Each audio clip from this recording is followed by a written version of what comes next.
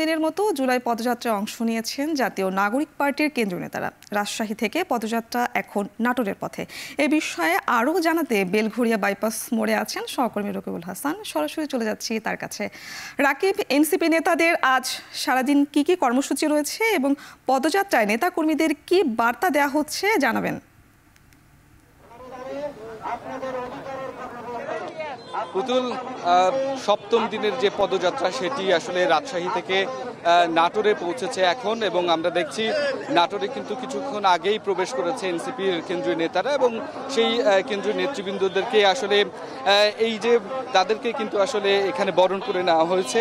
রিক্সা চালক থেকে শুরু করে বিভিন্ন শ্রেণী পেশার মানুষ, শিক্ষার্থীরা তারা এখানে এসেছেন, এবং তাদের যে কর্মসূচি, নাটোরে তাদের 5টি প্রোগ্রাম রয়েছে। সেই 5টি প্রোগ্রামে তারা অংশ নেবেন, বিভিন্ন পথসভায় কথা বলবেন, এবং তাদের যে শিক্ষার্থী বা এইখানে যারা এই কর্মসূচির সাথে আছেন তাদের সাথে কথা বলবেন। এখন পর্যন্ত আমরা আসলে সকাল থেকে যেটি জানতে পেরেছি, এনসিপির যিনি প্রধান তিনি যেটি বলেছেন যে আসলে এই যে পদযাত্রা, জুলাই থেকে জুলাই যে গণ অভ্যুত্থান, সেই গণ অভ্যুত্থানের বর্ষপূর্তিতে তারা আসলে এই যে বৈষম্য নিয়ে কথা বলেছিলেন, সেই বৈষম্যটি সারা দেশে কেমন আছে বা সারা দেশের আসলে কি ধরনের চাহিদা, তরুণরা আসলে কি চান, যারা বৃদ্ধ রয়েছেন তারা আসলে কি চান, সব কিছু মিলিয়েই আসলে তারা জানতে চান যে সারা বাংলাদেশে আসলে সমস্যা কোথায় এবং সমস্যার মূলে পৌঁছানোর জন্য তাদের আসলে কি প্রয়োজন।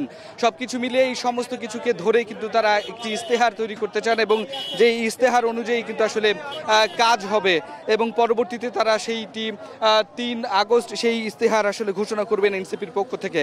এছাড়াও নাটোরের পাশাপাশি কিন্তু নাটোর, বনপাড়া এবং সিরাজগঞ্জ এবং পরে পাবনাতেও কিন্তু তাদের একই রকম পদযাত্রা এবং পথসভা কর্মসূচি রয়েছে। আমরা এখন নাটোরের স্টেশন বাজারে আছি, সেখানে আমরা দেখছি যে একটি মিনি ট্রাকে করে এনসিপির যে কেন্দ্রীয় নেতৃবৃন্দ তারা প্রত্যেকে আসলে সেখানে এসেছেন। এখানে নাটোরের সাধারণ মানুষ তাদেরকে কিন্তু হাত নাড়িয়ে শুভেচ্ছা জানাচ্ছেন। এখানে তারা তাদেরকে দেখে আন্দোলিত, উদ্বেলিত আসলে। এবং পুতুল, আমরা যেটি আসলে লক্ষ্য করছিলাম যে আসলে নাটোরে যখন প্রবেশ করে তখন একেবারে জাতীয় পতাকাবাহী মোটরসাইকেল যাত্রীরা যেমন ছিল, একই সাথে রিক্সা এবং অটোরিক্সা, একটা বড় ধরনের বহর কিন্তু তাদেরকে আসলে এখানে অভিবাদন জানিয়েছেন এবং এই নাটোর পর্যন্ত নিয়ে এসেছেন। এখন স্টেশন বাজারে এখানে পথসভা হবে।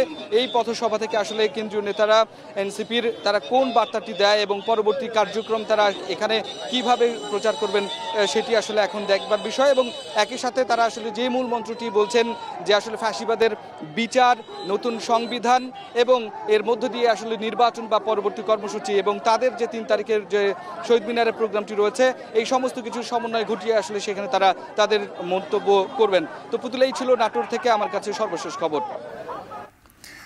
নাটোর থেকে জুলাই পদযাত্রার সবশেষ খবর জানাচ্ছিলেন সহকর্মী রকিবুল হাসান।